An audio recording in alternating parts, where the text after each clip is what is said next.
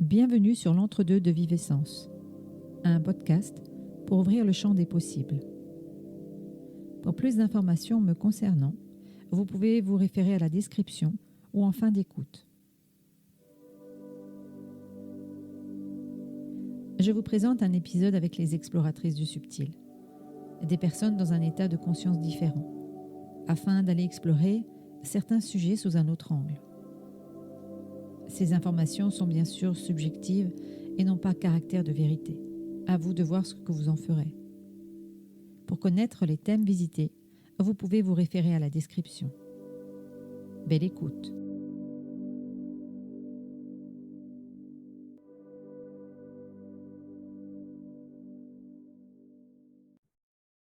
Et on va voir un petit peu l'état de la planète là, à l'heure actuelle. Qu'est-ce que vous percevez? Où est-ce qu'on en est là dans l'évolution? Alors, avant il a été dit à un moment donné que, soi-disant, tous les involutifs seraient partis fin d'année dernière ou qu'ils auraient eu un contrat que s'ils ne se soumettaient pas à la lumière, enfin voilà, ils devraient quitter la planète Terre, aller dans un genre de planète prison. Enfin, il y aurait eu des accords de passé. Est-ce que vous avez l'impression, en regardant l'énergie de la planète, de ce que vous percevez, où est-ce qu'on en est? Voilà, dites-moi un petit peu, qu'est-ce que vous percevez? Sandra qui est tout sourire. Alors, c'est très bizarre parce que je vois la planète comme asséchée, mais pas sur le plan terrien en fait. On me dit que c'est la sécheresse du cœur, mais ça ne va pas durer. C'est comme si là, on était un petit peu en période de gel justement et que la vibration en fait n'était pas forcément en adéquation par rapport à ce que ça devrait être, parce qu'il y a une sécheresse du cœur, mais ça ne va pas durer. Donc, moi, c'est un peu le message qu'on me donne. Par contre, les involutifs, on me dit qu'il y en a encore. Hein. Ils ne sont pas tous partis. Est-ce que tu sens que l'énergie de la planète, elle s'est modifiée? Est-ce qu'elle s'est, parce qu'à un moment donné, on avait vu quand même que c'était assez sombre.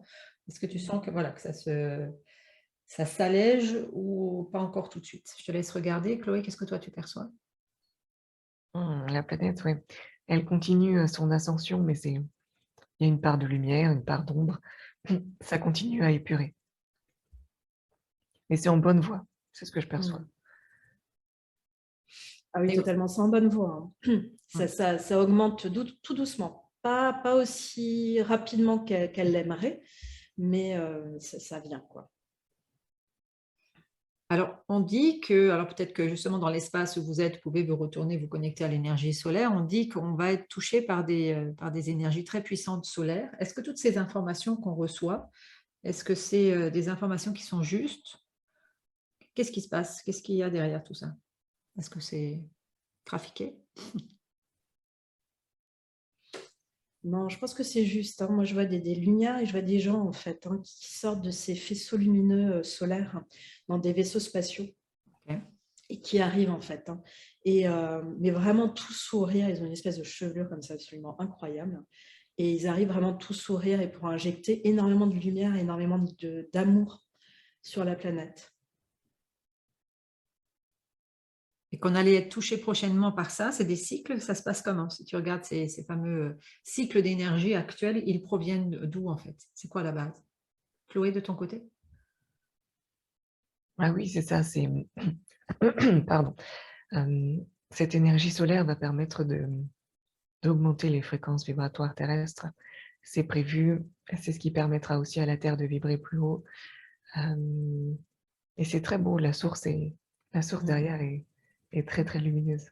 Moi, on me dit que ça vient d'une autre galaxie. Hein. Je vois une espèce de portail comme ça qui est complètement ouvert et ces gens-là, en fait, c'est comme si le soleil était un portail qui s'ouvrait, que ces gens-là, ces créatures-là arrivaient. Et on me dit février 2023. Et alors, je ne sais pas si ça va commencer en février 2023 ou si c'est déjà en cours et que ça va culminer en février 2023.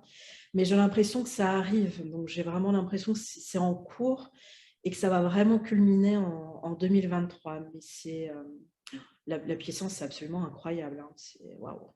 Et qu'est-ce qui fait que ça ne peut pas venir plus tôt que cette date-là? Chloé, on me dit qu'on n'est pas prêt, en fait. Ah, ok. Ouais, c'est ça. C'est comme s'il y avait encore des couches opaques autour de la Terre qui empêchaient vraiment cette connexion de l'autre galaxie. En fait, l'idée, c'est d'entrer en résonance avec le cœur de la Terre. Et ce cœur de la Terre, je le vois vraiment extrêmement lumineux. Et lorsque toutes ces couches un peu sombres autour de la Terre progressivement vont s'éliminer, ça va permettre une très belle connexion entre le Soleil et le cœur de la Terre. Ça veut dire qu'ils sont obligés d'attendre en fait ce nettoyage et cette augmentation de fréquence de la planète avant de pouvoir intervenir? Et ils interviennent en fait pour éliminer ça. Ah, ils interviennent déjà en fait. Oui, ils interviennent déjà, mais voilà, ça prendra un peu de temps pour Mm. dissoudre en fait tous ces filtres un peu sombres. Oui, non, totalement, hein. Moi, on me dit patience et confiance, ils sont là et ils sont sur le chemin et ça se fait vraiment petit à petit, quoi. On peut avoir, même si l'espace-temps c'est toujours compliqué, hein, mais parce qu'il y a plus ou moins des informations qui disent que nous allons vivre fin 2022, une période très très difficile. Qu'est-ce que vous ressentez par rapport à ça? Qu'est-ce que vous recevez comme information par rapport à ça?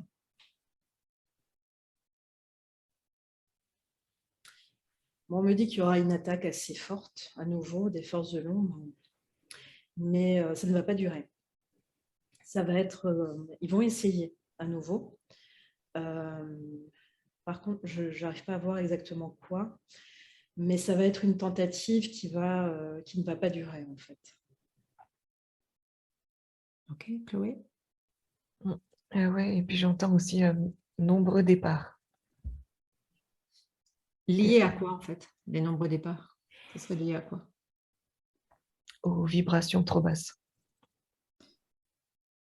Et ça veut dire que les gens vont partir comme ça du jour au lendemain, ou est-ce qu'il va y avoir quelque chose au niveau de la Terre qui va faire qu'il va y avoir des départs en masse? Qu'est-ce qu'il pourrait y avoir? Sachant que forcément les espaces-temps peuvent être changeants, hein. Sandra, qu'est-ce que tu perçois toi par rapport à ça? Moi, je vois comme si la Terre était secouée, une espèce de vibration, voilà, et que cette vibration, c'est comme si elle augmentait, mais d'un coup, en fait, en vibration, en intensité, qu'il y a beaucoup de personnes qui ne vont pas pouvoir la supporter ce changement et ils vont partir. Voilà. Mais effectivement, fin 2022, début 2023. De ton côté, Chloé? Ouais, j'ai cette information aussi. Mais beaucoup de départs en même temps, en masse. En masse. Ouais. Donc, Totalement, ouais. qui ne serait pas activé par l'ombre, ou qui pourrait être activé par l'ombre. Qu'est-ce que vous ressentez tout en gros? C'est comme si la planète voulait se débarrasser de certaines personnes. Alors l'image n'est pas très belle, hein, mais c'est comme si par ces secousses, en fait, elle donnait un grand coup de pied, en fait, un peu dans ce bazar-là, et qu'elle essayait de faire partir, en fait, des gens qui contribuent justement à faire baisser sa vibration, en fait. Tout à fait, j'ai cette information-là aussi, de faire le ménage. Totalement. J'ai eu cette vision en fait quand on travaillait avec Florence, où c'était la Terre en fait secouait la poussière sur son vêtement et forcément faisait bouger les choses et faisait partir certaines. C'est exactement ça. Ouais, faisait changer de plan en fait certains êtres en fait. Oui. Et c'est comme si en fait elle en avait assez d'attendre et qu'en fait c'était une manière pour elle d'accélérer les choses, de dire là c'est bon, j'ai assez attendu, donc voilà, on fait partir les gens qui doivent partir et pour préparer le terrain pour les autres, quoi. Chloé, pareil au niveau Ouais, exactement.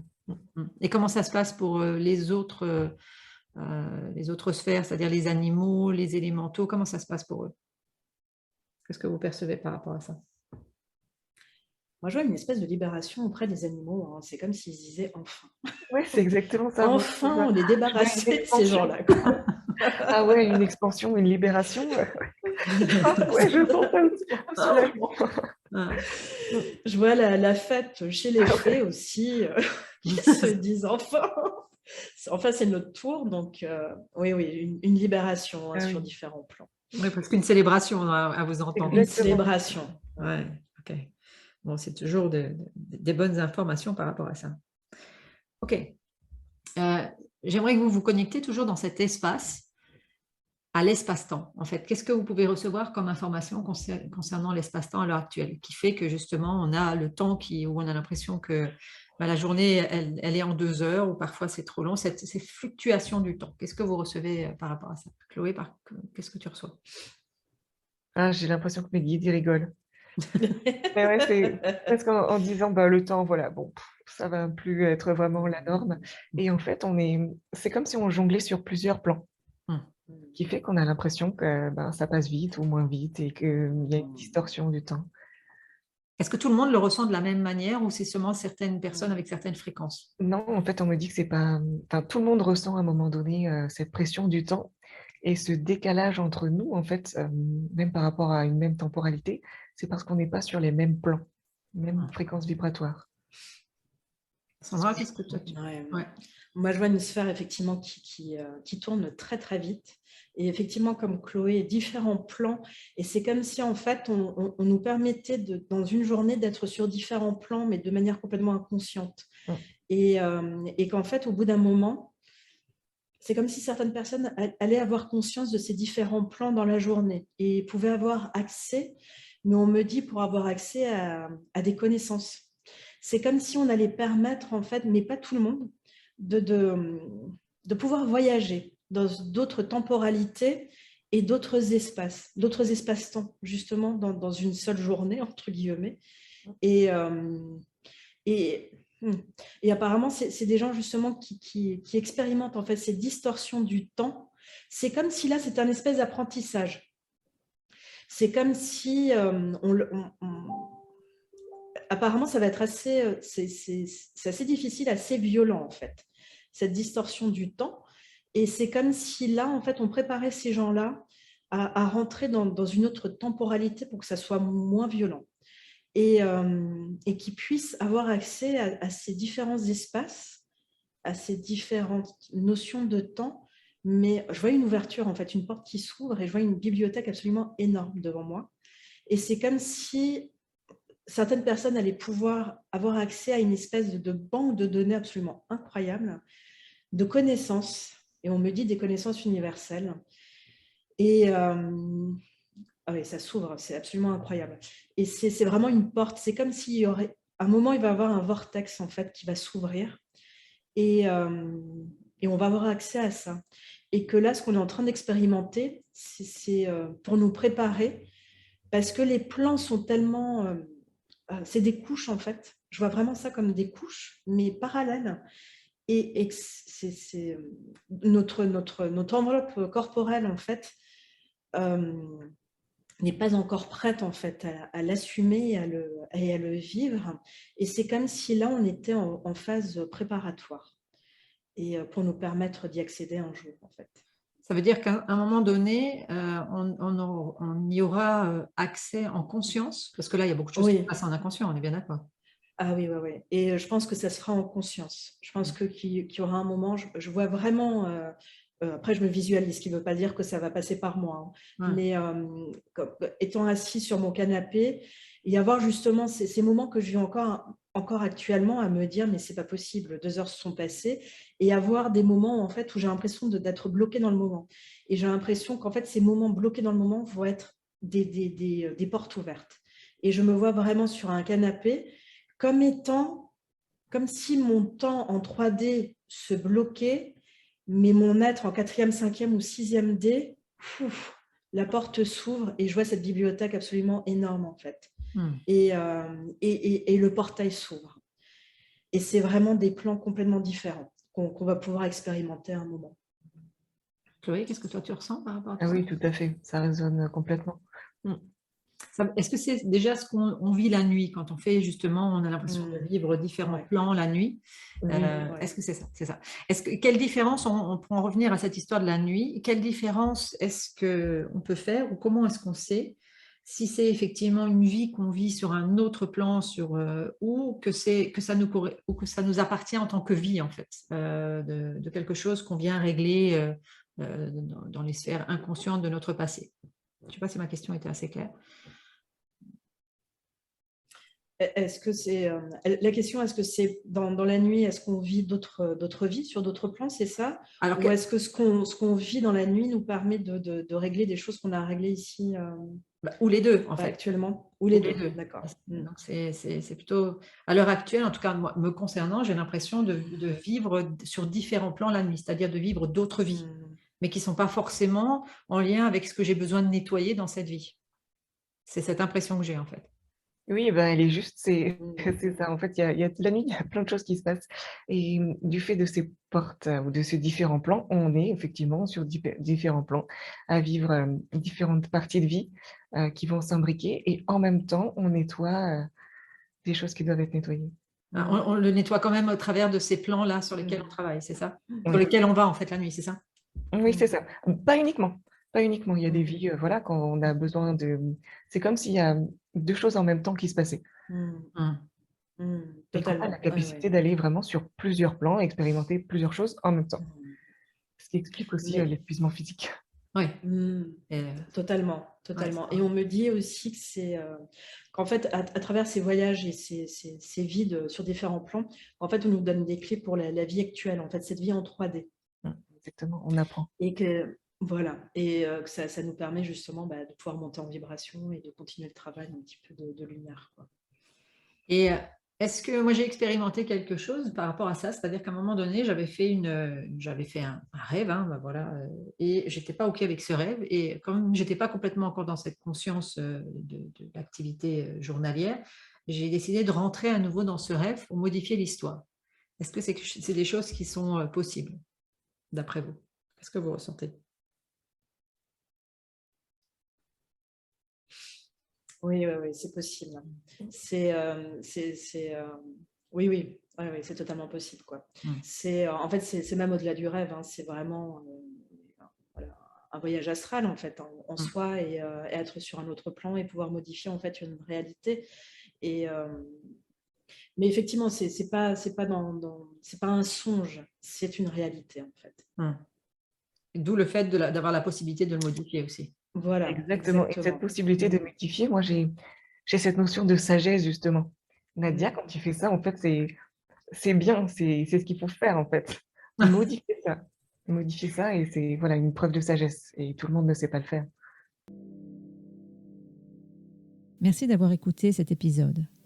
Pour plus d'informations me concernant, vous pouvez aller visiter mon site www.vivessence.fr.